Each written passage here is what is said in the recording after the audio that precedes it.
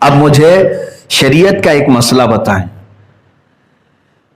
آپ سے میں گزارش کروں گا، یہ بڑی ذمہ داری کی بات ہے. لا الہ الا اللہ یہ کلمہ ہے نا، اللہ کے سوا کوئی معبود نہیں. اگر آپ نے اتنا کہا تو یہ اتنا کلمہ جو ہے شیطان بھی اقرار کرتا ہے. شیطان ابلیس لعین اس نے بھی اس چیز کا اقرار کیا ہے، اللہ کے سوا کوئی معبود نہیں. شروع میں تو اس کا یہ بھی عقیدہ تھا. بات اس کی کہاں سے نکلی؟ آدم علیہ السلام سے. نبی سے اختلاف ہوا تو کلمے میں اسی لیے جوڑا گیا جب تک تم محمد الرسول اللہ نہیں کہو گے پورے مسلمان ہو ہی نہیں سکتے. اگر تم نے صرف کلمہ توحید یعنی صرف لا الہ الا اللہ کہا تو مسلمان نہیں، جب تک دوسرا جملہ نہیں کہو گے، محمد الرسول اللہ نہیں کہو گے. یہیں سے پتا چلا کہ رسول کی حاجت کس قدر ہے دین میں. اسی لیے میرے عزیزو، اللہ کے نبی نے یوں ہی نہیں فرمایا لا یؤمن احدکم حتی اکون احب الیہ من والدہ وولدہ والناس اجمعین. حضور نے فرمایا تم میں سے اس وقت تک کوئی مومن نہیں ہو سکتا جب تک کہ وہ مجھ سے اپنے والدین، اپنی اولاد اور تمام انسانوں سے زیادہ محبت نہ کرے. اپنی جان سے زیادہ محبت جب تک نہیں کرو گے حضور سے، کامل مومن نہیں بن پاؤ، کامل مومن نہیں ہے. اسی لیے اقبال نے کہا بمصطفیٰ برساں خیش کے دی ہماؤس، اپنے آپ کو رسول تک پہنچا دو، یہی اصل دین ہے، یہی اصل دین ہے. انہیں جانا انہیں مانا، نہ رکھا غیر سے کام، للہ الحمد میں دنیا سے مسلمان گیا. ایک اعلیٰ حضرت بریلوی کا یہ شعر ہے، فرماتے ہیں جو مسلمان یہ عقیدہ رکھ لیا پھر کہ گلی گلی تباہ ٹھوکریں سب کی کھائی کیوں، دل کو جو عقل دے خدا تیری گلی سے جائے کیوں. پھر سمجھ لو وہ ایمان کی مٹھاس کو پہنچ گیا، رسول کریم صلی اللہ تعالی علیہ وسلم کی ذات تک پہنچ گیا. اب میرے عزیزوں میں آتا ہوں تفسیر کی طرف. اس آیت میں اللہ تعالیٰ جب یہ فرما رہا ہے جس نے رسول کی اطاعت کی، گویا کہ اس نے اللہ کی اطاعت کی. رسول کا حکم مانا تو گویا کہ اللہ کا حکم مانا. رسول آئے ہی ہیں بندوں کو رب سے ملانے کے لیے، وہ جو کہیں اسے مان لو اور جس چیز سے وہ منع کرے اس سے رک جاؤ. نبی صلی اللہ تعالی علیہ وسلم کی بات کو ہلکے میں لینا میرے عزیزوں بڑی تباہیاں آ جائیں گی، بڑے عذابات آ جائیں گے. رسول پاک صلی اللہ تعالی علیہ وسلم کی بات کو اگر کسی نے ہلکے میں لیا تو اللہ نے اس پر عتاب نازل کر دیا. عتاب قرآن پاک میں اسی لیے تو اللہ تعالیٰ نے جو احکامات بیان کیے، نبی کے آداب تو دیکھو قرآن میں. سورہ حجرات میں رب تعالیٰ فرماتا ہے اے ایمان والو نبی کی آواز پر اپنی آوازیں بلند مت کرو. جب رسول پاک کے دربار میں ہو خاموش، آواز تک بلند مت کرنا. یہاں تک کہ ایک صحابی کان سے کم سنتے تھے، وہ زور سے بولتے تھے، ان کے متعلق یہ آیت نازل ہوئی اور اللہ نے فرمایا تمہارے سارے اعمال ختم ہو جائیں گے، تمہیں پتہ بھی نہیں چلے گا. ان تحبط اعمالکم وانتم لا تشعرون. پھر اللہ نے یہاں تک بیان فرمایا اگر کوئی میرے نبی کے حجرے کے پاس آئے، کمرے کے پاس، اور حضور اندر ہیں تو تمہیں کیا کرنا چاہیے؟ بلانا چاہیے، پکارنا چاہیے. اللہ فرماتا ہے ان الذین ینادونک من وراء الحجرات اکثرهم لا یعقلون. جو لوگ نبی کے حجرے کے باہر کھڑے ہو کر کے نبی کو آواز دیتے ہیں وہ بے عقل لوگ ہیں. اللہ فرماتا بے عقل ہیں ان میں سے اکثر. کیا کریں پھر؟ اللہ فرماتا وَلَوْ أَنَّهُمْ صَبَرُوا حَتَّى تَخْرُجَ إِلَيْهِمْ. انہیں چاہیے کہ وہ صبر سے کھڑے رہیں، میرا نبی خود باہر آ جائے گا، رسول خود آ جائیں گے. تو انہیں نام لے کر پکارنے تک کی اللہ نے ممانعت فرما دی. بے ادبی ہے، یہ بے ادبی ہے. اب اندازہ کرو کہ قرآن نے اتنا ادب میرے نبی کا سکھایا ہے، اتنا ادب سکھایا ہے. یہ ذات جب تک تم اپنی زندگی میں حضور کی ذات کو امپورٹنٹ نہیں سمجھو گے اس وقت تک تمہیں ایمانی حلاوت شیرینی ملے گی بھی نہیں. ایمانی جو لذت ہے وہ نہیں مل پائے گی. اور قرآن میں جو دعویٰ ہے کہ تم گھبراؤ مت، پریشان مت ہو، تم سب سے زیادہ بلند رہو گے، اللہ نے یہ وعدہ کیا ہے تم کامیاب رہو گے، لیکن شرط کیا رکھی؟ ان کنتم مؤمنین، اگر تم سچے غلام نبی بن جاؤ، ایمان والے ہو جاؤ. ایمان وہی ہے کہ جب تک نبی سے اپنی جان سے زیادہ محبت نہیں کرے گا کامل مومن نہیں ہوگا. اب حالات ہمارے ایسے ہی ہیں، ہم نے چھوٹی چھوٹی چیزوں کے لیے تو ضد پکڑ لی ہے، اپنے کاموں کے لیے تو ہم مر مٹنے کو بھی تیار ہیں. نہیں دیکھا کتنے سوسائڈ ہوئے، کتنے آتم ہتیا ہوئے. ایک لڑکی کی محبت میں کوئی لڑکا پھانسی لگا لیا، کبھی لڑکے کی محبت میں لڑکی زہر کھا کر مر گئی. مجازی عشق و محبت میں تم تو جانیں ختم کر رہے ہو، ایک دوسرے کے قتل پر بھی آمادہ ہیں لوگ. اگر کسی نے کسی کی ماں کو گالی دی تو وہ آپے سے باہر ہوا، اس کے گھر کو تباہ کر دیا. کسی کی ذات پر کیچڑ اچھالا تو اس نے بدلے اور بھاوناؤں میں، انتقامی جذبے میں کیا سے کیا کر دیا. لیکن یہ ایمان کہاں گیا جب تمہارے سامنے نبی کونین صلی اللہ علیہ وسلم کی بے حرمتی ہو رہی ہو، انہیں گالیاں دی جا رہی ہوں، ان کی شان میں توہین کی جا رہی ہو. اس وقت تمہارے سروں پر جوں تک نہیں رکھتی، کانوں میں جوں تک نہیں رینگتی، تو پھر اس کا مطلب ہے کہ تم نے ابھی تک حضور سے محبت کا وہ درجہ حاصل ہی نہیں کیا. ہمیں تو ہونا یہ چاہیے کہ گھٹ گھٹ کر کے روئیں کہ میں کس زمانے میں جی رہا ہوں جہاں میرے نبی کی شان میں بے حرمتیاں ہو رہی ہیں اور میں خاموش زمین پر چل رہا ہوں. میں نے ایک بات اس سے قبل بتائی تھی عزیزان گرامی.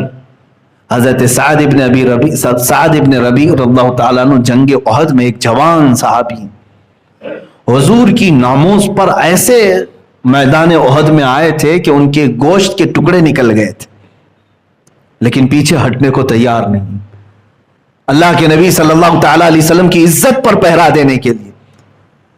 اور اس کے بعد ہوا یہ کہ جنگ کے اختتام کے وقت حضور پاک صلی اللہ علیہ وسلم نے صحابہ سے کہا دیکھو سعد کہاں ہے. ڈھونڈا گیا، حضرت سعد جو ہے 7 لاشوں کے نیچے دبے ہوئے تھے لیکن سانسیں چل رہی تھی. صحابہ پکارتے ہوئے میدان میں گھوم رہے تھے تو انہوں نے کہا سعد نے کہ اے صحابہ میں یہاں ہوں، نیچے ہوں. لاشیں ہٹائی گئی تو ان کا جسم تو پورا چھلنی چھلنی ہو چکا تھا، گوشت نکل چکا ہے جگہ جگہ سے زخموں کی، اور ابھی سانسیں چل رہی ہیں. اس وقت جانتے ہیں انہوں نے کیا کہا؟ جو صحابہ انہیں اٹھانے آئے تھے کہا اللہ کے نبی تمہیں یاد کر رہے ہیں. حضرت سعد نے کہا میری زندگی شاید ساتھ دے نہ دے، میں حضور تک پہنچ پاؤں گا کہ نہیں پہنچ پاؤں گا معلوم نہیں، لیکن اے آنے والوں میرے نبی تک میرا سلام پہنچا دینا، میرا سلام پہنچا دینا. کاش مجھے اس طرح کی اور زندگیاں ملی ہوتی تو میں اپنے نبی کی پہرے داری پر پوری زندگیاں نچھاور کرتا. اور کہا اے صحابہ تم آئے ہو مجھے اٹھانے کے لیے، یاد رکھو. یہ سب کو انہوں نے میسج دیا. جوان صحابی ہیں سعد، کہتے ہیں امت مصطفیٰ سے کہہ دینا، سارے جوانوں سے کہہ دینا کہ اگر ان کی آنکھیں ابھی تک روشن ہیں اور زمین پر چل رہے ہیں اور باوجود اس کے نبی کی شان میں کوئی گستاخی ہو رہی ہو، تو حضرت سعد نے کہا پھر یاد رکھنا قیامت کے دن میں اس کا دامن نہیں چھوڑوں گا اور اس کا کوئی عذر اللہ کی بارگاہ میں قبول نہیں کیا جائے گا. تم یہ نہیں کہہ سکو کہ قیامت کے دن میں تو بہت دور رہتا تھا، میرے بس میں تو کچھ بھی نہیں تھا، تمہارا عذر نہیں قبول کیا جائے گا. آج جانتے ہیں کس سچویشن پر ہم آ چکے ہیں. ناموس رسالت کی بات آتی ہے تو کلیجہ ٹکڑے ہونے لگتا ہے. چند دنوں پہلے میں نے ایک رپورٹ معلوم کی، ہمارے ہندوستانی سوشل میڈیا پر 25,000 پوسٹ ایسی ہیں جس میں میرے نبی کو گالیاں دی گئی. 25,000 لوگوں نے گستاخیاں کی ہیں ہندوستانی میڈیا کے اندر، سوشل میڈیا کے اندر. کیا ہم میں سے کوئی ایسا ذمہ دار عاشق رسول ہے جس نے ایکشن لیا، سائبر کرائم میں جا کر کے اس کی کمپلینٹ کی؟ الحمدللہ ہم کر رہے ہیں جہاں تک میری طاقت ہے. میں جس تحریک سے جڑا ہوں اس کی ذمہ داری کے اعتبار سے تحریک فروغ اسلام کی لیگل پینل کے ذریعے سے جو ہو سکتا ہے ہم کر رہے ہیں. لیکن میرے عزیزوں، کیا یہ تم سب کی ذمہ داری نہیں تھی؟ تمہارے دل چھلنی ہو جانا چاہیے تھا. مجھے گالیاں دیں تو برداشت کر لیں، آپ کو اگر کوئی کوسے تو برداشت کر لو، لیکن دین کی جڑ اور اساس میرے نبی کی ذات ہے. اس کو اگر کوئی ہلا رہا ہے تو سمجھ لینا ابھی چھت گرنے والی ہے. یاد رکھنا کہ اگر کوئی پینٹ اکھاڑ رہا ہے تو اسے معاف کیا جا سکتا ہے، اگر کوئی دیوار میں کھرچن مار رہا ہے تو معاف کیا جا سکتا ہے، لیکن اگر کوئی یہاں کے پلر ہلانے لگے تو کیا اسے تم چھوڑ دو گے؟ اور اگر تم نے چھوڑ دیا تو اس کا مطلب ہے کہ یہ چھت تم سب کے سروں پر گرنے والی ہے. یہی ہو رہا ہے. دین کے مضبوط پلر، بلکہ اسی پر پورا دین قائم ہے، وہ میرے نبی کی ذات ہے، اور آج اس کو ہلانے کی کوشش کی جا رہی ہے. اور اگر تم نے خاموشی اختیار کی تو سمجھ لینا کہ آسمان سے جو عذاب آئے گا اس میں سب پیسے جائیں گے، سب پیسے جائیں گے. امام مالک رحمۃ اللہ تعالی علیہ نے بہت پہلے یہ فرمایا، جب نبی کی شان میں توہین ہو اور امت خاموش رہے تو انہوں نے فرمایا کہ امت کے لیے صرف میں اتنا کہہ سکتا ہوں کہ اب اسے زمین میں جینے کا کوئی حق نہیں، زمین پھٹ جائے اور سب اندر چلے جائے. ہم تو اس پوزیشن میں آج جی رہے ہیں. عزیزان گرامی وقار، حضور اکرم صلی اللہ تعالی علیہ وسلم کی ذات ہی ہمارے لیے کل اثاثہ ہے. ہماری زندگی کا نصب العین یہی ہو کہ اگر نبی کونین صلی اللہ تعالی علیہ وسلم راضی ہوئے تو اللہ بھی راضی ہے، اور اگر وہ ناراض ہیں کسی سے تو ایک بات طے سمجھ لینا، پھر اللہ رب العزت اس کی بخشش ہرگز نہیں کرے گا، اس کی بخشش ہرگز نہیں کرے. یہاں تک کہ آپ کو میں بتا دوں، ایک شخص مدینے کا منافق تھا، دل میں حضور کا بغض رکھتا تھا، عداوت رکھتا، مر گیا. یہ وہ زمانہ ہے جب ابھی منافقین کی نماز جنازہ پڑھنے کی ممانعت نہیں آئی تھی، ابھی منع نہیں تھا. رسول کریم صلی اللہ تعالی علیہ وسلم خود جنازے میں گئے، نماز پڑھایا، اپنے ہاتھوں سے قبر میں اتارا، اور اس کے بعد دفن بھی کیا. جانتے ہیں اللہ نے آیت نازل فرمائی، اے رسول آپ اس کے لیے 70 بار بھی مغفرت کی دعا کریں تو اللہ اسے نہیں معاف کرے گا، اس لیے کہ دل میں آپ کی دشمنی رکھتا تھا. استغفر لهم او لا تستغفر لهم ان تستغفر لهم 70 مرہ فلن یغفر اللہ لهم. اللہ فرماتا آپ ان کی مغفرت کی دعا کریں یا نہ کریں، اور رسول اگر آپ 70 بار بھی ان کے لیے مغفرت کی دعا کریں اللہ انہیں نہیں معاف کرے گا، اس لیے کہ آپ کی دشمنی پالے ہوئے تھے. اور اس کے بعد سے اللہ نے حکم فرما دیا، وَلَا تُصَلِّ عَلَىٰ أَحَدٍ مِّنْهُمْ مَاتَ أَبَدًا وَلَا تَقُمْ عَلَىٰ قَبْرِهِ. اے رسول ان منافقین میں سے جب کبھی کوئی مرے تو اب نہ اس کی جنازہ پڑھیں اور نہ اس کی قبر تک جائیں. دیکھیں جلال خداوندی تو دیکھیں، جلال خداوندی تو دیکھیں. اللہ تبارک و تعالی اپنے حقوق تو معاف کرتا ہے، جو اس کے حقوق تلف کیا، شراب پیا ہے، زنا کیا ہے، چوری کیا ہے، جوا کھیلا ہے، بہت سارے گناہ کیا ہے، لیکن رب تعالیٰ فرماتا ہے میں فضل کرنے پر آؤں تو سب کو معاف کر دوں، بڑے بڑے گنہگاروں کو معاف کروں، لیکن گستاخ رسول کے متعلق نہ، اللہ فرماتا ہے نہیں، اسے معاف نہیں کیا جائے گا، اسے معاف نہیں کیا جائے گا.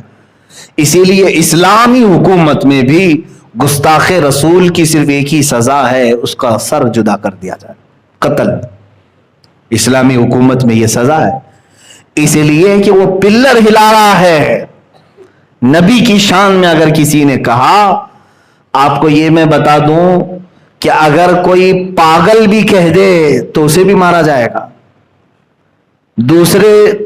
دوسرے اوقات میں آپ کو مسئلے کی نوعیت بتا دوں، کسی کا دماغ سلامت نہیں ہے، اگر اول فول بکتا ہے، اللہ رب العزت کی بارگاہ میں کچھ بھی کہہ رہا ہے تو بسا اوقات ایسا کہا جائے گا کہ وہ عقل سے پیدل ہے، اس کی عقل نہیں، اس پر احکام نہیں ہے، چھوڑ دیا جائے گا. لیکن اگر پاگل بھی نبی کی شان میں کچھ کہے گا تو اسے نہیں چھوڑا جائے گا، اتنا سخت حکم ہے. اس لیے کہ یہ بنیاد ہے رسول پاک کی ذات، سارا دین یہی سے ہے. اسے تم ہلانے کی کوشش کرو گے سب ہل جائے گا. میاں تم کہاں کہاں چھٹکارا حاصل کرو گے؟ یہاں صبح سے لے کر شام عشاء تک تمہیں نبی کی ذات کو سننا ہی پڑے گا. نمازوں پہ بلا رہا ہے مؤذن تو ان کے نام کا تذکرہ آئے گا ضرور، بلکہ کوئی نماز ایسی نہیں ہے جس میں نبی پر درود نہ بھیجا گیا ہو. کون سی نماز ہے مجھے بتا دیں؟ کوئی نماز ہے؟ آپ التحیات پڑھیں گے تو اس میں کہیں گے السلام علیکم ایھا النبی. ہاں بچ جاتی ہے بغیر التحیات والی ایک نماز جنازہ. لیکن نماز جنازہ میں بھی پہلی تکبیر میں ثنا، دوسری تکبیر میں اس نماز کو بھی نہیں چھوڑا گیا. نبی کے بغیر کوئی نماز بھی نہیں.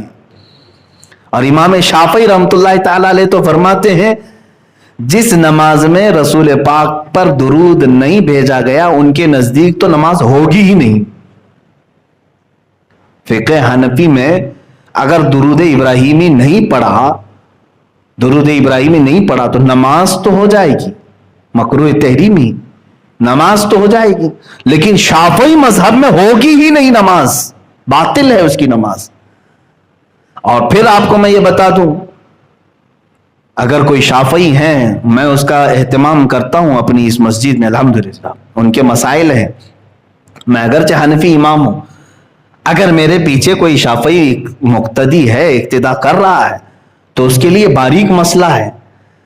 کیونکہ اکثر آپ حنفی اماموں کو دیکھیں گے جمعہ کا خطبہ دے رہے ہیں، پورا خطبہ جو گزرتا ہے، پورا خطبہ جو خطبہ رضویہ ہم پڑھتے ہیں، اس میں حضور پاک صلی اللہ تعالی علیہ وسلم پر درود بھیجنا تو ہے ہی، ہم بھی درود بھیجتے ہیں، خطبہ رضویہ میں بھی درود بھیجتے ہیں. ایک مفتی صاحب نے مجھے اس سوال کے طور پر کہا تھا، اس کے بعد سے میں اس کا اہتمام کرتا ہوں.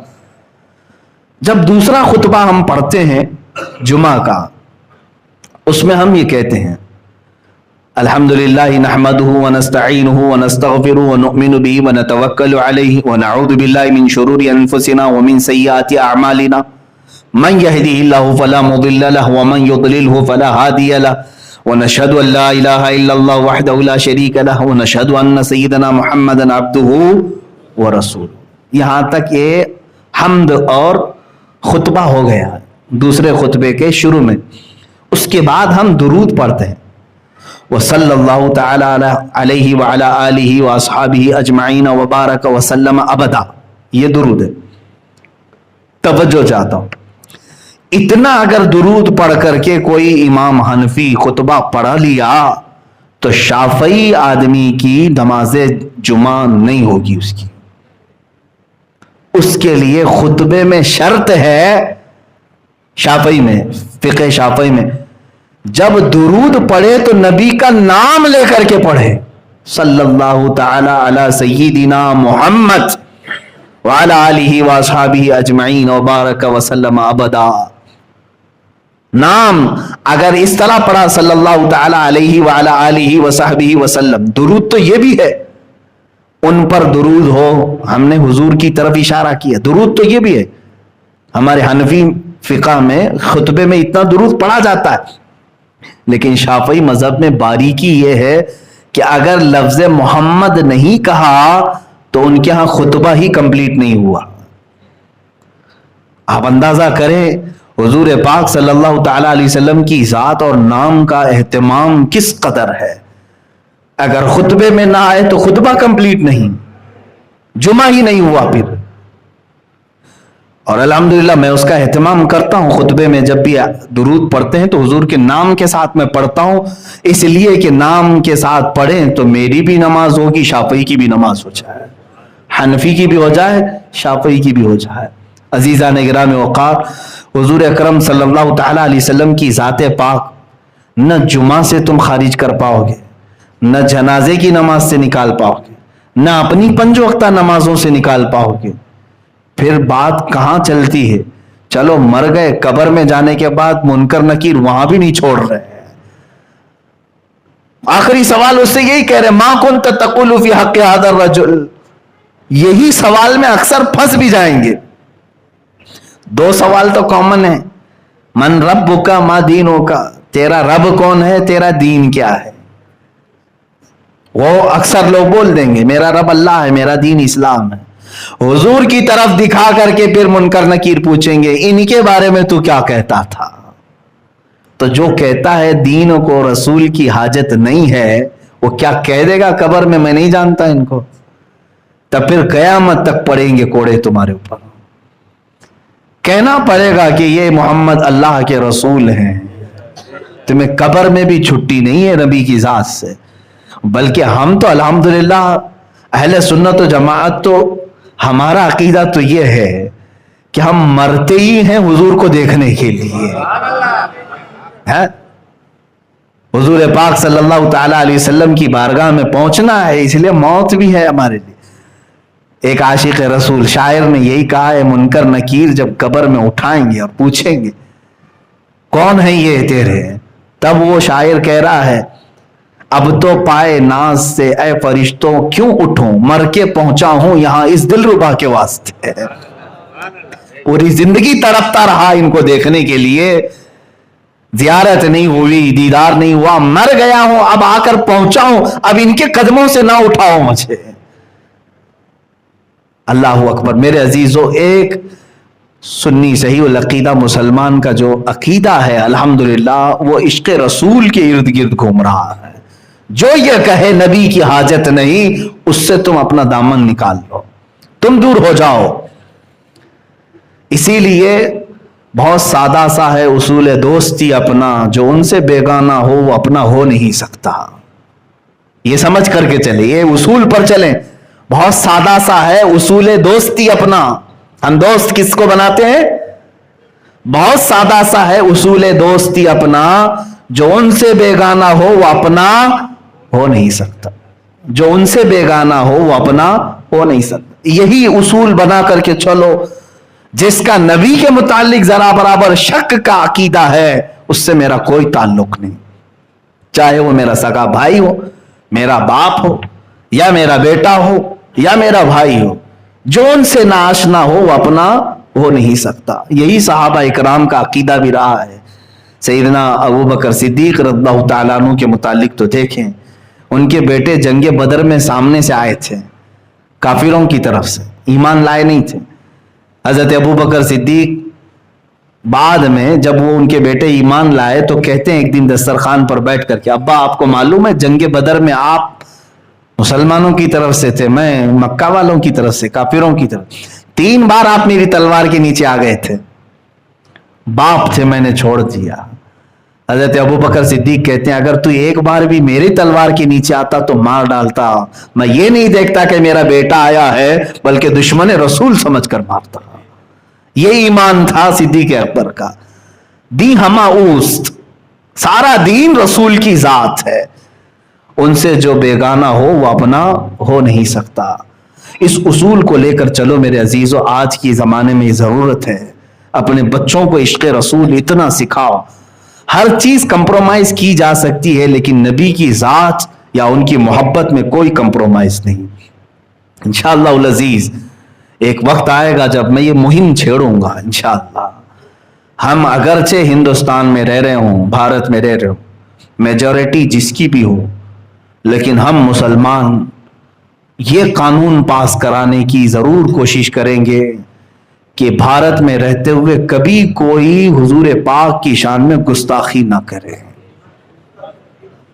ہم اس قانون کے لیے تگ و دو کریں گے. پارلیمنٹ میں تم بہت سارے بل پاس کرتے ہو, اور اگر یہ قانون پاس کرنے کے لیے مجھ جیسوں کی جان کی ضرورت ہے تو میں پیش کرنے کو تیار ہوں.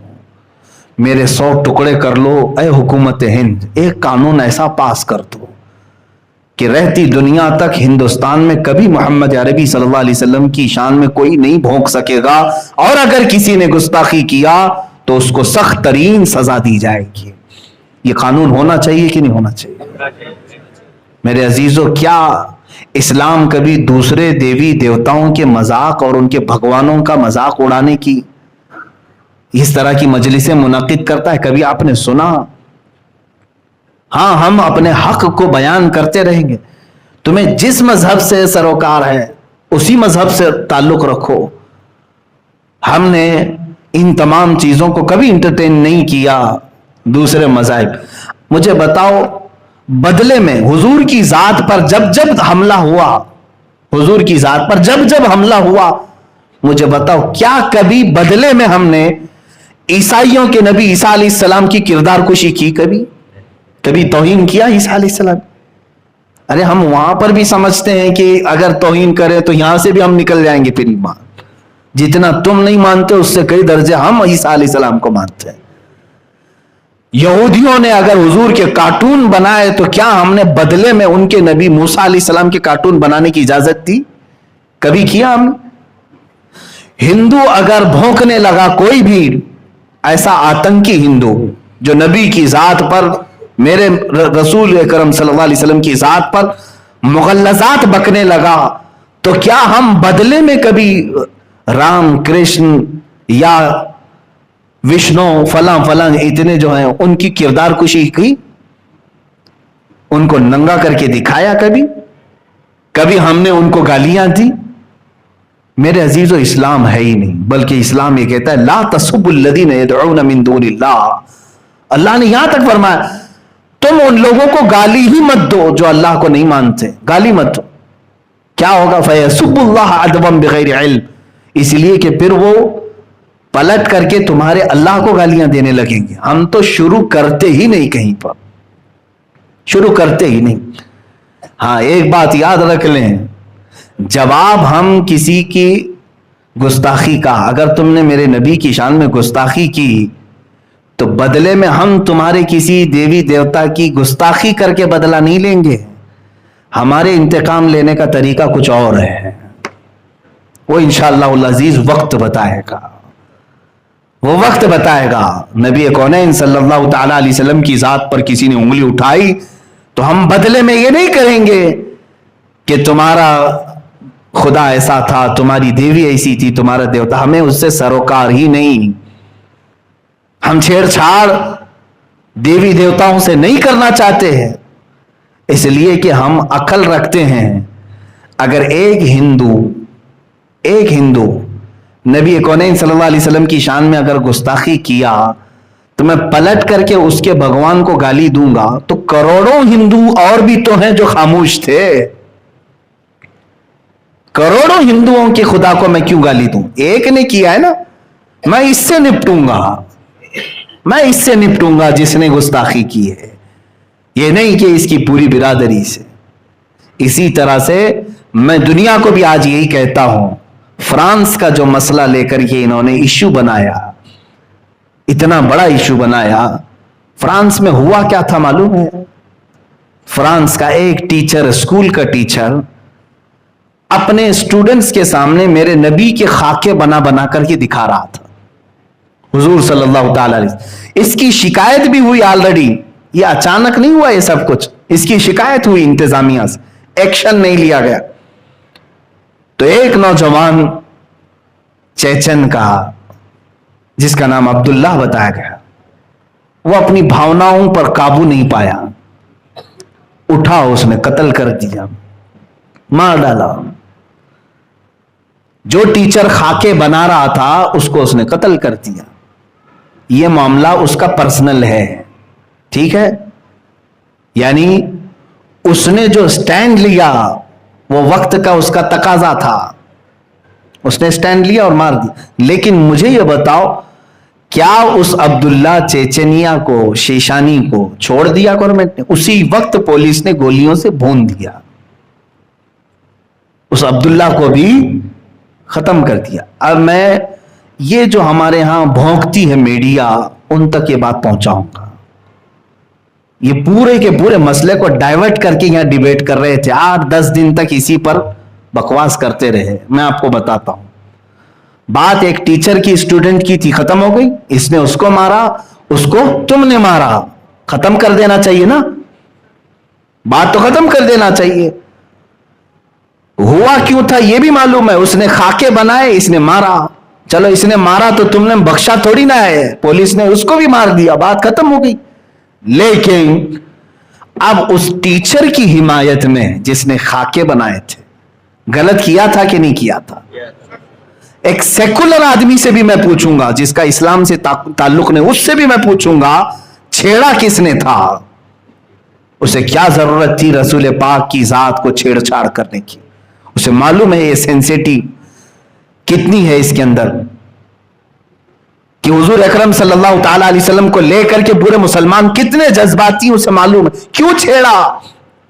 उसने गलती की थी, मारा गया, और जिसने मारा था उसको भी कत्ल कर दिया गया। लेकिन हुकूमत फ्रांस अब इसके बीच में कूदती है, फ्रांस का सदर इसके दरमियान आता है, और वो उस टीचर की हिमायत में कि इसको एक टेररिस्ट ने कत्ल कर दिया, और हम टेररिस्ट के मुकाबिल में इसको श्रद्धांजलि पेश करते हैं कि इसको ये टीचर को, उनके कौल के हिसाब से ये मजलूम मारा गया, इसलिए उन्होंने उसको हीरो बना करके उसके खाके बिल्डिंगों पर लगाए। और जो उसने अपनी जिंदगी में नबी की तौहीन करने के लिए जो खाके बनाए थे स्टूडेंट्स के दरमियान, अब गवर्नमेंट ने फ्रांस की अपनी हुकूमत के जो इदारे हैं पूरी बिल्डिंग पर हुजूर के खाके लगाती है। आज तक कभी ऐसा नहीं हुआ था। आम आदमी कर रहा था ठीक है, लेकिन हुकूमत का सदर प्रेसिडेंट अगर इजाजत दे, मेरे अजीजों पार्लियामेंट के ऊपर अगर किसी चीज की तस्वीर लगे तो माने रखती है कि नहीं? हाई कोर्ट पर अगर कोई तस्वीर लगे तो माने रखती है कि नहीं? राजभवन पे अगर कोई तस्वीर लगे तो माने रखती है। ये गवर्नमेंट बिल्डिंगें हैं, फ्रांस की गवर्नमेंट बिल्डिंग के ऊपर मेरे नबी की शान में पूरी तौहीन आमेज खाका बना करके उन्होंने लगा दिया, कहा जिसको जो करना है कर लो, हम भी खाके बनाते हैं। अब यहां पर मैं फलसफा समझाता हूं, जो बात मैंने पहले कही, ये अपने आप को बहुत सेकुलर कहते हैं। जालिमो, तुम सेकुलर नहीं हो, शिद्दत पसंद हो, तुम शिद्दत पसंद हो, कट्टरवाद हो तुम लोग। अगर एक अब्दुल्ला शीशानी ने तुम्हारे टीचर को मारा था तो तुम उसी को पकड़ते, उसको ही सजा देते, और ऑलरेडी तुमने दे दिया। लेकिन उसके एक कत्ल की बुनियाद पर तुम 180 करोड़ मुसलमानों के नबी की तौहीन करोगे, पूरी दुनिया के नबी की तौहीन करोगे? ये कहां का इंसाफ है? ये सेकुलरिज्म है। जिसने किया उसी के साथ तुमको सजा का मामला करना चाहिए था। मेरे अजीजों, ऐसा तो नहीं होगा कि एक कौवा तुम्हारे घर से बोटी उठा करके ले गया तो तुम सारे कौवों को खत्म करने का ऐलान करोगे? एक बिल्ली तुम्हारे घर में आकर दूध पी गई तो क्या पूरी दुनिया भर की बिल्लियों को जहर दे दोगे? कैसा इंसाफ है? ये तो मैं तुम्हारे जहन को करीब करने के लिए कह रहा हूं। अगर अब्दुल्ला शीशानी ने तुम्हारे टीचर का कत्ल किया था तो उसी को सजा दो, तुम्हारे हिसाब से उसी को सजा देते, और दे भी दिया, तुमने गोलियों से भून दिया। लेकिन ये क्या कि पूरी दुनिया में जो आबाद मुसलमान हैं, 180 करोड़ के करीब मुसलमान हैं, 180 करोड़ मुसलमान, 2.25 अरब मुसलमानों के जज्बात से तुमने खेला, उनके नबी की तौहीन की। इसलिए आज हमने फ्रांस के खिलाफ सख्त एक्शन लिया, उसके मसनूआत का बायकाट करने का ऐलान किया। लेकिन हैरत की बात है, जब यहां हिंदुस्तान में प्रोटेस्ट होने लगे उसके खिलाफ, उसकी मसनूआत के बायकाट, उनके प्रोडक्ट्स के बायकाट करने लगे, तो इसमें बीच में हमारी मीडिया कूद गई। और फिर हैरत की बात यह है कि हमारे प्राइम मिनिस्टर की तरफ से ट्वीट हुआ कि हम फ्रांस के साथ खड़े हैं। ये हमारी आज जिंदगी है। मेरे एक बात समझ करके चलो, तुम्हें क्या जरूरत थी इसमें कूदने की? अगर इंडिया का कोई प्राइम मिनिस्टर हो, कुछ भी हो, ये जब इश्यू पूरी दुनिया के मुसलमानों का आ गया और हिंदुस्तान में खुद 25 करोड़ मुसलमान हैं, तुम्हें इनकी भी भावनाओं का ख्याल करना चाहिए था। तुम अगरचे हमारा साथ ना देते, कम से कम इसमें खामोशी तो इख्तियार कर लेते। नहीं, लेकिन حکومت وقت پر بیٹھا ہوا درندہ یہ بتانے کی کوشش کر رہا ہے کہ میں اپنے دیش میں رہنے والے مسلمانوں کا حامی نہیں ہوں، ان کا دشمن ہوں. یہ بتانے کی کوشش کیا انہوں نے. اب ایسے حالات میں مجھے بتاؤ، میں جب باتیں کرتا ہوں تو لوگوں کو ایسا لگتا ہے کہ یہ بہت سخت باتیں ہیں، تم ابھی بھی اس کو سخت کہو گے؟ چند دنوں کے بعد یہ بولنے والے بھی تمہارے مجمع میں نہیں رہیں گے، اس لیے کہ حکومت نے آج اتنا دبا دیا ہے، اتنا سخت کر دیا ہے. خود میرے اوپر جگہ جگہ سے انہوں نے کیس ڈالے ہیں، الگ الگ طریقے سے گھیرنے کی کوششیں کی ہیں. یہ مت سمجھنا میں جب تک آپ کے سامنے ہوں آزاد ہوں، میں اپنے نبی کی عظمت پر پہرا دیتا رہوں گا. جو کچھ بھی مجھ سے بن سکے میں کرنے کی کوشش کرتا رہوں گا. عزیزان گرامی وقار، مجھے میرا انجام معلوم ہے. ظاہر سی بات ہے میں آگ سے کھیل رہا ہوں. 8 دن پہلے ایک مولانا صاحب نے مجھ سے کہا آپ کی تقریریں ہم سن رہے ہیں لیکن آپ آگ سے کھیل رہے ہیں، اپنی زندگی کی فکر کرو. تمہیں ایسے کیس میں اندر ڈال دیا جائے گا کہ تمہاری ضمانت بھی نہیں ہوگی. مجھے ایک مولانا صاحب نے کہا، میں نے جواباً یہی کہا، اس طرح بھیڑیے اور کتے کی طرح آزاد جینے سے بہتر ہے کہ میں جیل کے اندر بیٹھ جاؤں تاکہ میں کل قیامت کے دن نبی کو منہ تو دکھا سکوں. اگر رسول کریم صلی اللہ تعالی علیہ وسلم نے سوال کر لیا، جب تیرے ملک میں اور جہاں تو رہ رہا تھا مجھے گالیاں دی جا رہی تھی اور تو اپنے ٹھاٹ باٹ اور شان کے ساتھ گھوم رہا تھا، ہم میں سے کسی کے پاس جواب نہیں ہوگا. بلکہ میں تو اس فکر میں رہتا ہوں کہ پتہ نہیں قبر میں رکھنے کے بعد اگر حضور تشریف لائیں تو ہم چہرہ ملا پائیں گے کہ نہیں ملا پائیں گے. کہیں میرے آقا یہ سوال نہ کر لیں تو اسی ملک سے آ رہا ہے جہاں میرے اوپر فلم بنائی جا رہی تھی. اسی ملک میں ہم، جس ہندوستان میں ہم ہیں، اسی ملک میں میرے نبی کی شان میں توہین آمیز فلم بنانے کا اعلان ہوا. اس کا ٹریلر یوٹیوب پہ ڈال بھی دیا گیا، رنگیلا رسول. کیا یہ ہم سب کو نہیں معلوم؟ میرے نبی کو رنگیلا کہہ کر کے فلم بنانے کا اعلان تک کر دیا گیا. 25 کروڑ مسلمان، ان میں بہتوں کے لیڈر بھی ہیں، بہت سارے سیاست میں بھی ہیں، لیکن ان کو کفار و مشرکین کی گود میں بیٹھنے کے علاوہ کوئی کام نہیں ہے. ان کی ہاں میں ہاں ملاتے ہوئے رہ گئے، مگر میری نبی کی عظمت پر کوئی بات کرنے والا نہیں آیا. اکا دکا ہوں گے الا ماشاء اللہ، میں سب کی بات نہیں کر رہا ہوں، لیکن یاد رکھنا اب اللہ ہم پر ذلت کو مقرر کر دے گا. یہ میرا میسج یاد رکھنا. وجہ یہ ہے کہ تم نے اپنی زندگی کو اہمیت دے دی، نبی کی ذات کو کوئی اہمیت نہیں دیتے ہو. تمہارے اوپر اگر کچھ ہو جائے تو تم آسمان سر پر اٹھا لیتے ہو، لیکن رسول پاک کی ذات کے لیے تم میں سے کوئی کھڑے ہونے کو تیار نہیں ہوتا. میرا یہ پیغام سارے مسلمان سنیں، میں سب تک یہ بات پہنچا رہا ہوں. اقبال نے سچ کہا، بمصطفیٰ برساں خیش کے دی ہم اوست، گر بہ نہ رسیدی تمام بول حبیس. اے بندے تو اپنے آپ کو رسول تک پہنچا لے، یہی دین ہے پورا تیرا. اور اگر تو ان کی ذات میں سیریس نہیں ہوا تو تجھ میں اور ابو لہب میں کوئی فرق نہیں رہ گیا. ابو لہب کی زندگی گزارنا چاہتے ہو؟ ابو لہب کی طرح جینا چاہتے ہو؟ عزیزان گرامی وقار، رسول کریم صلی اللہ تعالی علیہ وسلم کی جب جب بات آئی ہے قرآن میں، میرا رب کس طرح دفاع کر رہا ہے. آپ کو حیرت ہونی چاہیے. ایک مکہ والوں نے جب یہ کہا ودع رب محمد محمدا، محمد کے رب نے محمد کو چھوڑ دیا، اس لیے کہ 15 دن تک کوئی آیت نازل نہیں ہوئی تھی. 15 دن تک قرآن کی کوئی آیت نہیں آئی تھی، تو کافروں نے بات بنانا شروع کر دیا کہ محمد کے رب نے محمد کو چھوڑ دیا. جانتے ہو یہ میرے رب کو گوارا نہیں ہوئی بات. جواب میں پوری سورہ نازل فرما دی، وَالضُّحَىٰ وَاللَّيْلِ إِذَا سَجَىٰ مَا وَدَّعَكَ رَبُّكَ وَمَا قَلَىٰ. میرے نبی کے چہرے کی قسم، چہرے وَالضُّحَىٰ کی قسم جو صبح کے سورج کی طرح چمکتا ہے ان کی زلفوں کی قسم، ما ودعک ربک وما قلا، اے نبی نہ آپ کے رب نے آپ کو چھوڑا ہے اور نہ کچھ کم کیا ہے، وللآخرۃ خیر لک من الاولی، بلکہ اے رسول آپ کی ہر آنے والی گھڑی اللہ نے پہلے سے بہتر بنائی ہے۔ اللہ دفاع کر رہا ہے، ڈیفنس کر رہا ہے۔ تم اگر کوئی بھی بولو گے، قرآن کی آیت نازل ہوگی، لوگوں نے کہا نبی کے بیٹے کے انتقال کے بعد ان کی اب نسل کٹ گئی، ابتر ہیں اب یہ، ابتر کہتے ہیں جس کی نسل کٹ گئی۔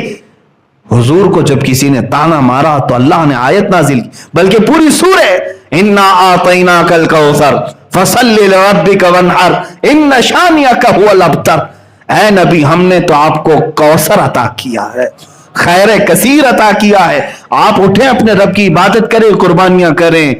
اور آپ کو جس نے دشمن نے کہا کٹی ہوئی نسل، اللہ فرماتا ہے ان شانئک هو الابتر، اے محبوب آپ کا دشمن کٹی ہوئی نسل کا ہے، آپ نہیں۔ اور میرے مولا نے سچ فرمایا، پوری دنیا کے خطے میں گھوم کر کے دیکھ لو، ہر علاقے میں سادات کہیں نہ کہیں نظر آئی جائیں گے، میرے نبی کی آل ہر جگہ ہے۔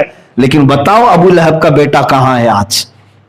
اس کی اولاد کہاں ہے جس نے کہا تھا حضور کو کہ ان کی نسل کٹ گئی؟ جب جب میرے نبی کونین صلی اللہ علیہ وسلم پر کسی نے انگلی اٹھائی، اللہ تعالیٰ نے فوراً آیت نازل کر دی۔ ابو لہب نے کہا تھا حضور نے جب سب کو جمع کیا، کہا میں اللہ کا آخری رسول ہوں، اللہ ایک ہے، تم سب یہ بتوں کو چھوڑ دو۔ اس نے کھڑے ہو کر کے کہا تھا تبن لک یا محمد، اے محمد تمہارے ہاتھ برباد ہو جائیں، معاذ اللہ، کیا تم نے اس لیے ہم کو جمع کیا؟ یہ کہہ کر کے نکلا، پہلی گالی دیا تھا اس نے حضور کو۔ اس وقت تک کسی نے بھی برے جملے نہیں کہے تھے، کیونکہ 40 سال تک حضور کے اخلاق پر کوئی بات کرنے والا نہیں تھا۔ پہلی مرتبہ ابو لہب نے جب یہ کہا تبن لک یا محمد، معاذ اللہ رب العالمین، اے محمد تمہارے ہاتھ خراب ہو جائیں، فلاں ہو جائیں، معاذ اللہ۔ جانتے ہو رب تعالیٰ خاموش نہیں، اللہ نے پوری سورہ نازل کر دی، تبت یدا ابی لہب و تب، ابو لہب کے دونوں ہاتھ برباد ہو جائیں، ہمیشہ کے لیے تہس نہس ہو جائیں، اور پوری سورہ اس کی مذمت میں نازل کر دی۔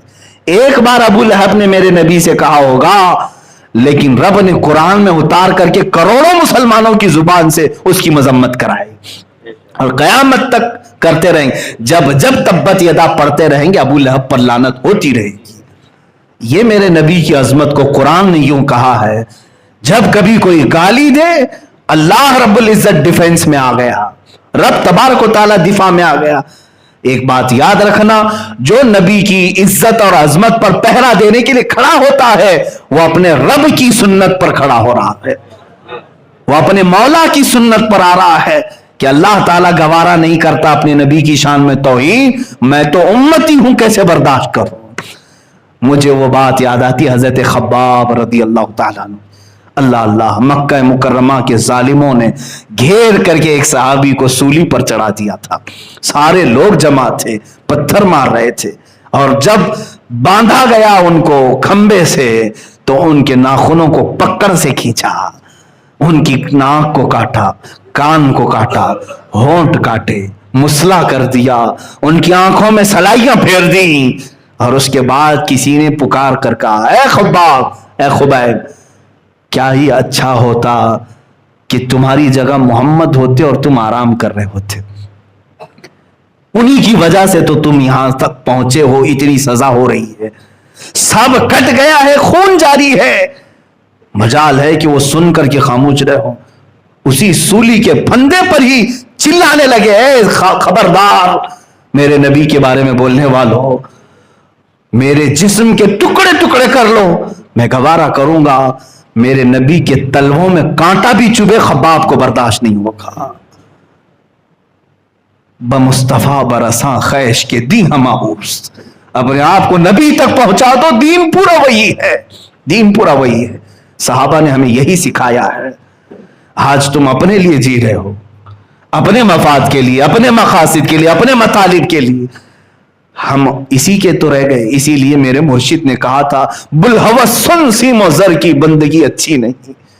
بلحوث کہتے ہیں خواہشات کا پجاری، بلحوث سن سیم و زر کی بندگی اچھی نہیں، ان کے در کی بھیک اچھی، سروری اچھی نہیں. ان کے در کی بھیک لے لو یہ چلے گا، سروری اچھی نہیں. بادشاہ بننے میں تمہیں کیا رہ جائے گا، یہ تاج اچھالے جائیں گے. ایک بار نبی کی غلامی میں آ کر کے دیکھو، قیامت تک تمہیں امر کر دیا جائے گا، زندہ رکھ دیا جائے گا. لوگوں کے دلوں میں مولا تعالیٰ تمہاری ایسی عظمت بٹھاتا ہے کہ تم پھر یادوں میں کبھی نہیں مرو گے. ایک بار ان کے ہو کر کے تو دیکھو. اپنے آپ کے لیے جینا، سیلفش ہو کر کے جینا، اس کو چھوڑو. ابھی ماضی میں ہم نے دیکھا پاکستان کی سرزمین پر ایک عاشق رسول کا جنازہ، امیر المجاہدین قبلہ خادم حسین رضوی رحمۃ اللہ علیہ. 8 دن ہوئے ہوں گے، 8-10 دن، پچھلے جمعہ انتقال ہوا. ایک ایسے عالم دین، بڑی سادی زندگی گزارنے والا، صرف 54 سال کی عمر، حافظ قرآن اور ایک مسجد کے امام، بس اس کے علاوہ ان کا کچھ بھی بڑا سٹیٹس نہیں تھا. ایک مدرسے کے مدرس تھے، پڑھاتے تھے. پڑھاتے ہوئے اس کے بعد ہوا یہ کہ مسجد کی نوکری بھی چھوٹ گئی. لوگ کہاں چھوڑتے ہیں، اماموں کے پیچھے تو پڑ ہی جاتے ہیں. کہتے تو ہیں نماز میں پیچھے اس امام کی، نماز پھیرنے کے بعد میں جا کر کے پوری زندگی کے پیچھے پڑ جاتے ہیں. اکثر اماموں کے ساتھ ہے. علامہ خادم حسین رضوی رحمۃ اللہ تعالی علیہ کے ساتھ بھی یہی ہوا. وہ مسجد ان کی چھوٹی ہی، اور اپنے گھر رہے، مدرسہ پڑھاتے رہے. جب آپ نے اپنے ملک میں دیکھا کہ نبی کونین کی ذات کو لے کر کے ہلکا پن ہو رہا ہے، پاکستان میں ایک قانون پاس کیا گیا تھا کہ جو گستاخی کرے گا رسول پاک کی، اس کی سزا موت ہے.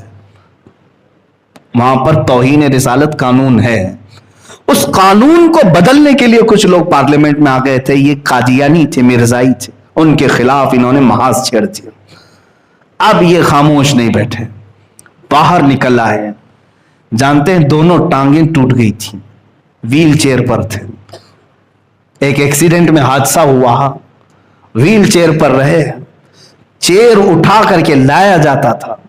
ہزاروں کے مجمع سے جب خطاب کرتے، رسول پاک کی حدیث بیان کرنا اور صحابہ کا عشق رسول بتانا، اس کے علاوہ میں نے کچھ اور نہیں سنا. اور جو سختی کرتے تھے وہ گستاخان رسول کے خلاف کرتے تھے. جو توہین رسالت کا مرتکب ہو اسے کسی صورت وہ معاف نہیں کرتے تھے. سخت ایکشن لیے، دھرنا دے کر بیٹھ گئے باہر آ کر کے کہ ہمارے مطالبے مانو. کس بات کے لیے؟ ہم نے دھرنے بہت سارے دیکھے، بہت سارے دھرنے، پارلیمنٹ کے بل پاس کرانے کے لیے، بل کو ریجیکٹ کرانے کے لیے، کسانوں کے آندولن، عورتوں کے معاملات. لیکن وہ ایک عاشق رسول ایسا تھا جو لاکھوں کے مجمع کو لے کر کھلے میدان میں اور سڑکوں پر بیٹھا تھا، صرف اس لیے کہ میرے نبی کی عظمت پر کوئی بات نہ کرے. اس کے لیے وہ کئی دن تک دھرنے دی. حکومت وقت نے ایکشن لیا، کئی مہینے جیل میں ڈال دیا معذور عالم دین کو. کس بنیاد پر؟ عشق رسول کی باتیں کر رہا تھا. اسلامی کنٹری، بنام اسلامی کنٹری تھی، سب لبرل ہو گئے تھے، سیکولر ہو گئے. ایک عاشق رسول اٹھا اور لوگوں کے دلوں کو گرما دیا. ان کی پوری ایکٹیویٹی اگر آپ دیکھیں گے تو صرف 5 سال کے اندر یہ آئے بھی اور چلے بھی گئے. 5 سال میں جو جوش و ولولہ پیدا کیا، بلکہ پوری ایک تحریک بنا دی لبیک یا رسول اللہ کے نام سے. آج پوری دنیا میں کہیں نعرہ اگر لگ رہا ہو، سنیں لبیک یا رسول اللہ، تو اسی معذور عاشق رسول کا دیا ہوا ہے. پیر سے معذور ویل چیئر پر بیٹھ کر کے پکارتا تھا لبیک یا رسول اللہ، اے اللہ کے رسول ہم حاضر ہیں اپنی جانیں لے کر کے آپ کے لیے. ان کے غلاموں پر، ان کے شاگردوں پر پولیس نے شیل برسائے، آنسو گیس کے گولے داغے، اور ایک نہیں 50 لوگوں کی جانیں گئی دھرنے میں. یہ نبی کی عظمت کے لیے پھر بھی ڈٹا رہا. جانتے ہیں آخری وقت، یہ 8 دن پہلے 104 ڈگری بخار ہے اور نومبر کی ٹھنڈیاں ہیں. سخت ٹھنڈی میں بھی پتلی سی چادر لے کر کے ویل چیئر پر وہ میدان میں آ گئے. ڈاکٹروں نے کہا تھا اتنا بخار ہے آپ کو ہوا نہ لگے، انہوں نے یہ کہا کہ اگر نبی کونین نے مجھے سوال کر لیا کہ میرے سارے غلام میدان میں تھے، تو گھر میں کیوں بیٹھا تھا، تو میں اپنے لنگڑے پن کا عذر نہیں پیش کر سکوں گا، مجھے جانا ہے۔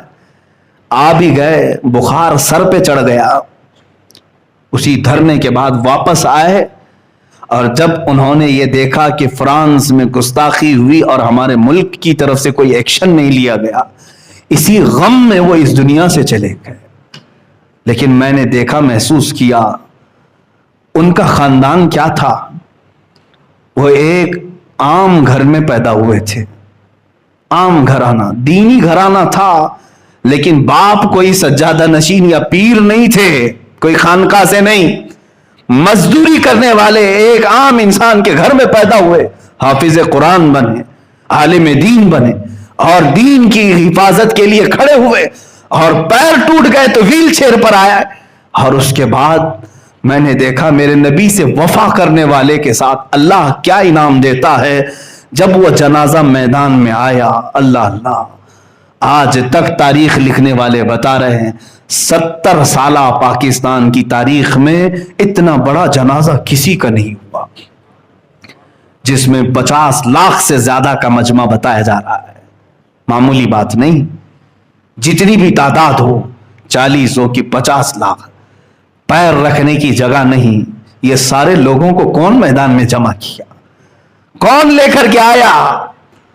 کیا ان کو کسی الیکشن میں ٹھہرنے والا امیدوار پیسوں پر جمع کیا تھا؟ ارے اس جنازے کو جب لایا گیا تو 48 گھنٹے کے بعد لایا گیا تھا، 48 گھنٹے انتقال ہونے کے 48 گھنٹے کے بعد۔ اور مجھے ان کے قریبی شاگرد نے آج خبر دی کہ حضرت ہم نے اس غلام رسول کی زندگی کو دیکھا، 48 گھنٹے بغیر برف، بغیر فریج کے رکھا گیا تھا، اور جب جنازہ لے کر کے ہم اٹھے ہیں 48 گھنٹے تک نہ ہم نے ناک میں روئی رکھی نہ کانوں میں روئی رکھی تھی۔ کوئی بھی انتقال کر جائے تو ناک اور کان اس لیے بند کرتے ہیں کہ ہوا اندر جاتی ہے، پیٹ پھول جاتا ہے، جسم پھول جاتا ہے۔ 48 گھنٹے کے بعد بھی وہ عاشق رسول جا رہا تھا تو ایسے جیسے کہ آرام سے سویا ہوا دولہا جا رہا ہو، جسے شان سے لے جایا گیا اور میرے عزیزوں قبر میں اتارا گیا۔ موت اس کی جس کا کرے زمانہ افسوس، یوں تو یہاں سبھی آئے ہیں مرنے کے لیے۔ میں نے یہ محسوس کیا، جو زندگی اپنی میرے نبی کے لیے وار دے، میرے آقا اسے ضائع نہیں ہونے دیتے، پھر اس کو سارے لوگوں کے دلوں کا بادشاہ بنا دیا جاتا ہے۔ اگرچہ وہ معذور ہو لیکن لاکھوں قدموں والے اس کی جان پر قربان ہو۔ بڑے بڑے پیر، بڑے بڑے آستانے وہاں تک نہیں پہنچ سکے جو ایک عاشق رسول کھڑا ہوا تھا اپنی معذوری میں۔ عزیزان گرامی وقار، میں پھر اسی بات پر اپنا اختتام کرتا ہوں۔ اقبال نے سچ کہا، بمصطفیٰ برساں خیش کے دی ہماؤس، اپنے آپ کو رسول تک پہنچا دو کہ دین پورا یہی ہے۔ اگر بہو نہ رسیدی تمام ابو لہبی، اگر ان تک تم نہیں پہنچ سکے تو تجھ میں اور ابو لہب میں کچھ فرق نہیں رہے گا۔ آج جو حالات ہمارے ہیں، ابو لہب کی طرح جینے کے لیے ہم تیار ہو گئے؟ میرے نبی کو کوسا جائے، میرے نبی کی زوجہ مطہرہ عائشہ صدیقہ کو معاذ اللہ زانیہ کہا جائے، اس وقت تک اگر ہمارے کان سلامت رہے، ہمارا جسم صحیح سلامت باقی رہا، تو اس کا مطلب ہے کہ ہمارے سے سخت سوال ہونے والے ہیں۔ تیار رہنا، کسی کا عذر قبول نہیں کیا جائے گا، حتیٰ کہ میرا بھی، میں اپنے لیے بھی کہہ رہا ہوں، عذر نہیں قبول کرے گا رب تعالیٰ۔ اگر تم یہ کہو کہ مولا میں مجبور تھا، میں کمزور تھا، تو رسول پاک تمہیں بتا دیں گے میں تو تجھ تک دین پہنچانے کے لیے اپنے ننھے بچے بھی قربان کر دیے۔ تم اگر یہ کہو گے کہ اللہ میں بوڑھا تھا، میں کچھ کر نہیں سکتا تھا، رسول پاک یہ پورا بیان میں کر رہا ہوں ابھی فی الحال، یہی خادم حسین نے کہا تھا، اگر تم میں سے کوئی بوڑھا یہ کہہ دے کہ میں تو کمزور تھا، تو رسول پاک تمہارے سامنے امیر حمزہ کے بڑھاپے کو پیش کر دیں گے، امیر حمزہ کو پیش کر دیں گے، جو 60 سال کی عمر میں احد میں آیا، سینہ چاک کر کے ان کا کلیجہ چبایا گیا رسول پاک کے سامنے۔ حضور کا سگے چچا تھے، سگے چچا. حضور اگر کہہ دیں کہ میں نے وہ سب دیکھ لیا تو اپنے گھر میں آرام سے سو رہا تھا. اگر تم یہ کہو میں تو مزدور تھا، میں کیا کر سکتا، میرے آقا بلال حبشی کو سامنے کر دیں گے، یہ تو غلام تھا، میرا نام لیتا تو اسے مارا جاتا تھا، اس کی پیٹھ گل گئی تھی. تو کون سا بہانہ پیش کرے گا، تم کون سا بہانہ کرو گے؟ عورتوں کے لیے بھی معاملات آئیں گے تو اگر عورتیں یہ کہہ دیں کہ ہمارے پاس کوئی راستہ ہی نہیں تھا آپ کی عزت پر پہرا دینے کا، میرے نبی اس وقت حضرت سیدہ سمیہ کو پیش کر دیں گے. ایک یہ بھی خاتون ہے جس کی عمر بڑھاپے کو پہنچ گئی ہے، کافروں نے صرف اس کو مارا کیوں تھا؟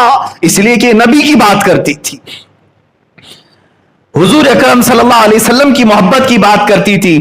مکہ والوں نے سیدہ سمیہ کو یوں ہی نہیں مارا بلکہ ان کے ہاتھ اور پیر کو گھوڑے کے چاروں پیروں سے باندھ کر کے دوڑایا تھا.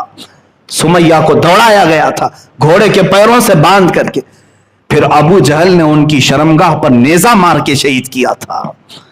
میرے آقا اگر سیدہ سمیہ کو پیش کرتے تو کیا بہانہ ہمارے پاس رہے گا؟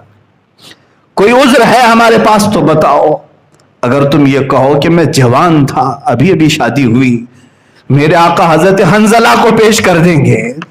یہ حنظلہ ہے، آج شادی کیا ہے، آج سہاگ رات تھی، بس نبی کی بات کانوں میں آ گئی کہ کوئی دشمن میرے نبی پر حملہ کر رہے ہیں. اپنی بیوی سے کہا اے شریک حیات الوداع، میں جا رہا ہوں، زندگی باقی رہی تو ملاقات ہوگی ورنہ قیامت میں ہم ملیں گے. نکل گئے. غسل کی حاجت تھی اپنی بیوی سے اٹھنے کے بعد، غسل تک نہیں کیا حنظلہ نے، احد میں شریک ہو گئے اور دوسرے دن دیکھا گیا تو ان کی شہادت بھی ہو چکی تھی، انتقال بھی ہو.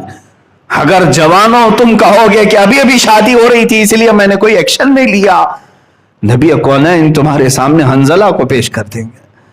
اس کی تو آج ہی شادی ہوئی تھی. عبداللہ اسود وہ صحابی ہیں جن کو حضرت عثمان غنی نے شادی کے لیے پیسے